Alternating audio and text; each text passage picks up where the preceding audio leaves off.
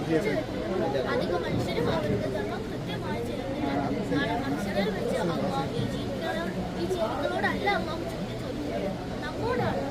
നമ്മൾ മനുഷ്യർ നമ്മുടെ ധർമ്മം കൃത്യമായി ചെയ്യുകയും അള്ളാഹുവിനെ കുറിച്ച് ഓർക്കുകയും അവന്റെ സൃഷ്ടിപ്പിനെ കുറിച്ച് ഓർക്കുകയും ചെയ്യുക.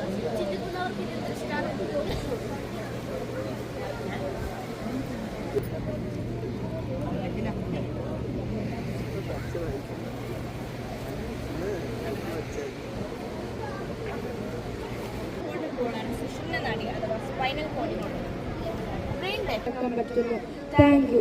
നമുക്ക് ഹാർട്ടും ലങ്സിനെ കുറിച്ച് പഠിക്കാം. ഹൃദയത്തിന് ഉപയോഗിച്ചത് മനുഷ്യന്റെ ചിന്തകളിലും നമ്മൾ അനുഷ്ഠിക്കേണ്ട കർമ്മങ്ങളാണ്. എന്നാൽ ആദ്യത്തേത് ഷഹാദ എന്ന് പറയുന്നത് വിശ്വാസമാണ്. അപ്പൊ ആ ഒരു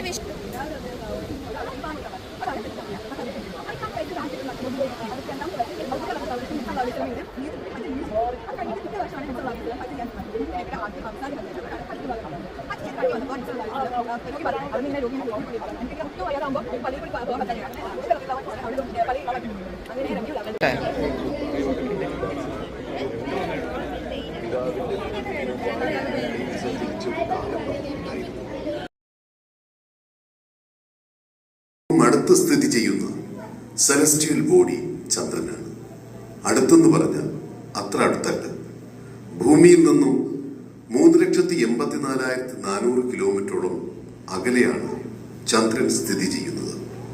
അതായത് ചന്ദ്രനും ഭൂമിക്കുമിടയിൽ 30 ഭൂമികളെ നിരത്തി വയ്ക്കാം.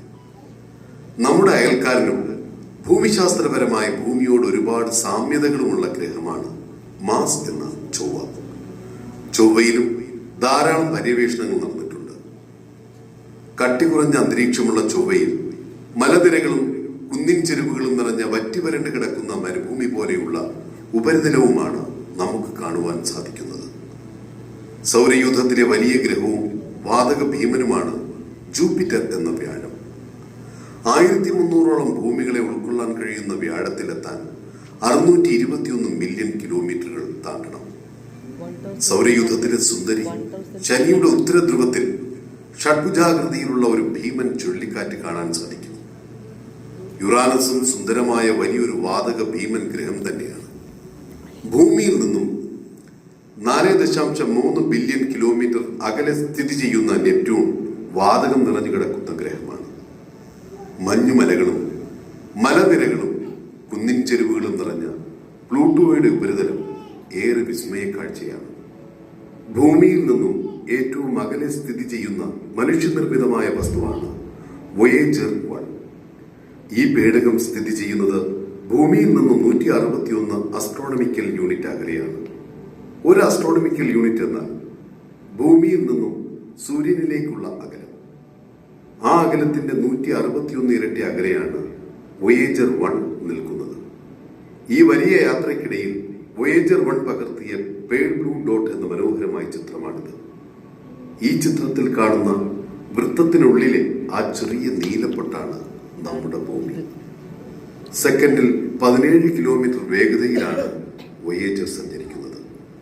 ഇത്രത്തോളം വലിയ വേഗതയിൽ സഞ്ചരിച്ച് സൗരയൂഥത്തിന്റെ വെളിയിൽ കടന്നുവെങ്കിലും സൗരയൂഥത്തിന്റെ ചുറ്റിലും ഒരു ആവരണം പോലെ ധാരാളം ഐസ് പാളികൾ നിറഞ്ഞ് ഔട്ട് ക്ലൗഡിന്റെ സമീപത്തേക്ക് എത്തുവാൻ പോലും വോയേജറിന് സാധിച്ചിട്ടേയില്ല. ഇതേ വേഗതയിൽ തന്നെ ഇനി 30,000 വർഷങ്ങളോളം സഞ്ചരിച്ചാൽ മാത്രമേ വോയേജറിന് അവിടെ എത്തിച്ചേരുവാൻ സാധിക്കത്തുള്ളൂ. നമ്മൾ ഭൂമിയിൽ നിന്നും സഞ്ചരിക്കുന്നത് ഏകദേശം 50 കോടി പ്രകാശ വർഷങ്ങളാണ്. ഇതിനപ്പുറത്തേക്ക് നമുക്കിനി യാത്ര ചെയ്യുവാൻ സാധിക്കില്ല.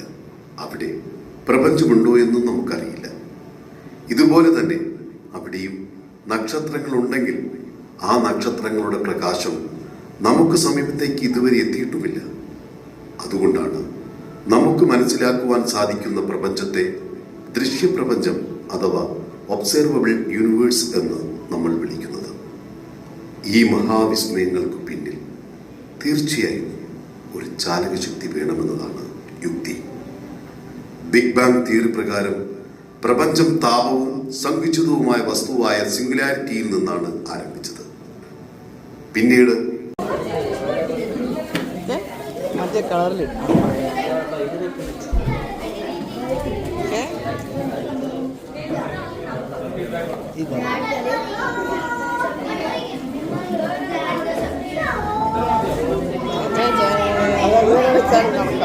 വെച്ചാൽ